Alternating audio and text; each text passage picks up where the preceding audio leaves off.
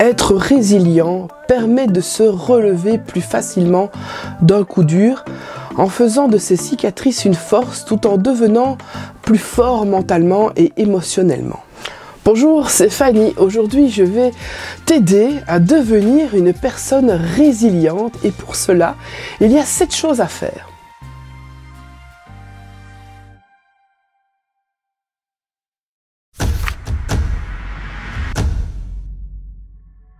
Première chose, permets à ta souffrance de pouvoir s'exprimer. Lorsqu'un événement doit être camouflé ou qu'il est refoulé à l'intérieur parce qu'il ne peut pas être raconté, il peut être ressenti comme un corps étranger qui va finir par inhiber ton développement. En réalité, l'événement va agir tel un poison toxique qui va nous empoisonner de l'intérieur, venir frustrer notre corps, perturber notre psyché et créer un désordre somatique. Bah oui, pour donner un lieu d'expression à notre souffrance, c'est pour ça. On peut utiliser des méthodes comme l'écriture, le chant, la peinture ou toute autre approche créative.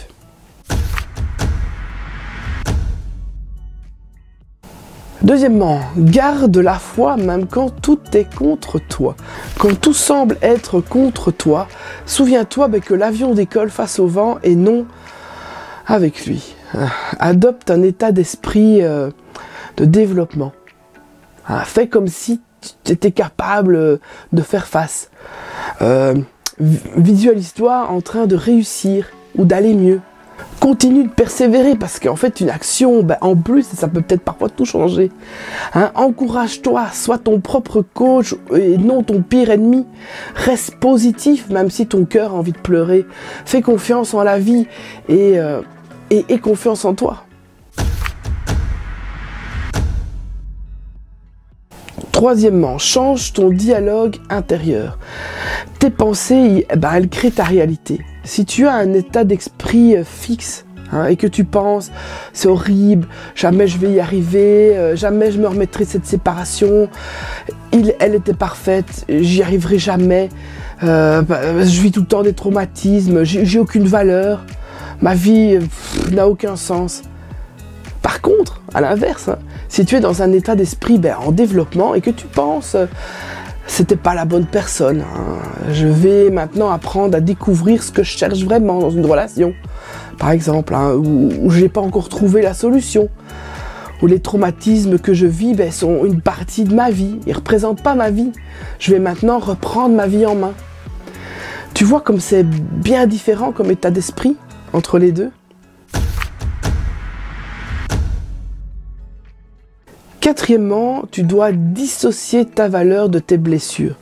Souvent, on pense que c'est parce qu'on a vécu un traumatisme ou une expérience difficile qu'on est une personne étrange, bizarre, sans valeur, qui ne mérite pas d'être aimée.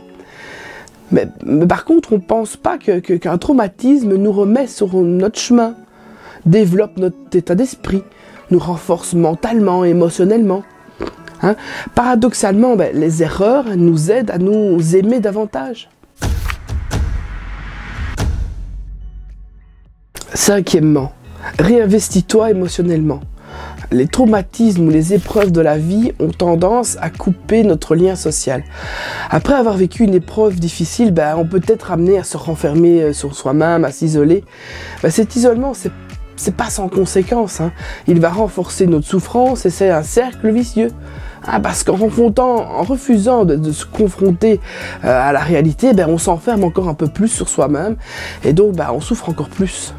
Réinvestis-toi dans tes projets personnels, dans des activités qui te font du bien auprès de certaines personnes. Ce réinvestissement affectif et émotionnel est important pour aller de l'avant et tourner la page de son épreuve. Ne regarde plus derrière toi, le bonheur il est devant toi. Ressasse plus le passé, regarde plus en arrière, lâche prise, parce que le bonheur il se trouve devant toi. Si dans le passé plutôt, tu as vécu une déception, une rancœur, si tu as des remords, des traumatismes, de l'amertume, des regrets, pense que dans le futur tu vas vivre le bonheur, l'amour, l'espoir, la joie, la sérénité, la paix, le bien-être. Hein, tous les événements négatifs de la vie, ils donnent l'occasion de nous métamorphoser. Hein, le malheur d'aujourd'hui est transitoire et nécessaire au bonheur de demain. Souffrance et bonheur, ils ne sont pas deux termes opposés. Je dirais même qu'ils sont, ils sont complémentaires. Quand on arrive à prendre du recul et que l'on donne du sens à nos souffrances, on comprend parfois longtemps après comment ça nous a aidé à changer. Hein, comment le malheur finalement est devenu quelque chose de merveilleux. Hein, sur le moment c'est dur, mais après on s'en rend parfois compte. Hein, en effet, toutes les personnes qui sont blessées, elle est contrainte à la métamorphose. Hein, paradoxalement, la douleur, elle nous rend plus forts et l'énergie du désespoir, elle nous aide à aller de l'avant.